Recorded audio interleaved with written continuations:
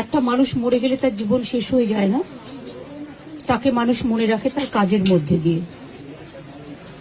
তার আত্মা শান্তি পাক, বারবার তিনি ফিরে আসুন এই বাংলার মাটিতেই। আমি এটুকু বলে আপনাদের সকলকে নমস্কার জানাচ্ছি। আজকে আমার ঝাড়গ্রাম যেতে হবে, যেহেতু আমার ঝাড়গ্রামে কালকে ওয়ার্ল্ড ট্রাইবাল ডে প্রোগ্রাম করা আছে। না গেলে ওরা সেন্টিমেন্ট নেবে, না হলে অন্য প্রোগ্রাম হলে আমি ক্যান্সেল করতে পারতাম।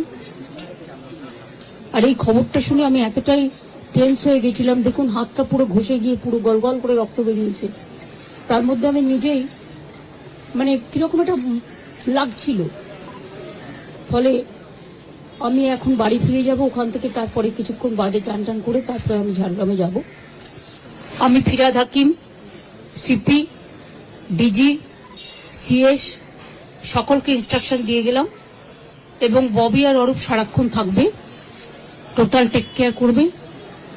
যা যা প্রয়োজন দলের পক্ষ থেকে ওরা মিছিল করে নিয়ে যাবে, যখন দেখবে যেন কোনো অসুবিধে না হয়, পুলিশ যেন ঠিক মতো ব্যবস্থা করে সবকিছু, যাতে কোনো রকম কোনো অসুবিধে না হয়।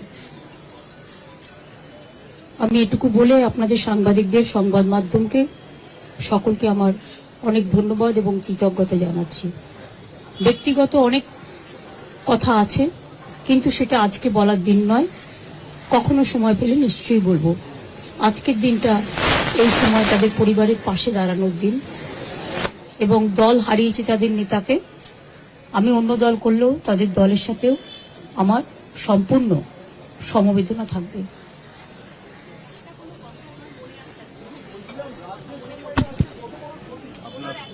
না, আমি যখন আসতাম, যতদিন তিনি ভালো ছিলেন, তিনি অনেক গল্প করতেন, অনেক কথা বলতেন, সেগুলো ব্যক্তিগত লেভেলে। আমি সেসব কথা বাইরে আনতে চাই না। আমার সাথে দেখা হয়েছে সিঙ্গুর আন্দোলনের পরে, গোপাল গান্ধী যখন গভর্নর ছিলেন, একটা সুন্দর পরিবেশে আলোচনা হচ্ছিল। গোপাল গান্ধী তখন জিজ্ঞেস করলেন, আচ্ছা বলুন তো, ভরা থাক গানটার অন্তরাটা কি? উনিও বসেছিলেন, আমিও বসেছিলাম। আমি তখন বলেছিলাম, যে পথে যেতে হবে সে পথে তুমি একা, নয়নে আধার রবে, ধ্যানে আলোক রেখা। এই ঘটনাগুলো আমার মনে পড়ে। 92-তে যখন দাঙ্গা হয়, আমি ছুটে গিয়েছিলাম মহাকরণে, আমার কিছু দরকার আছে তোমার সাহায্য।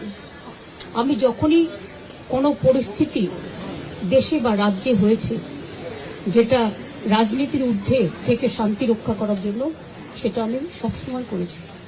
এবং আপনাদের সকলকে বলবো, যেভাবে শান্তি রক্ষা করছেন আপনারা, সেইভাবে শ্রদ্ধার সাথে শোক জ্ঞাপন করুন।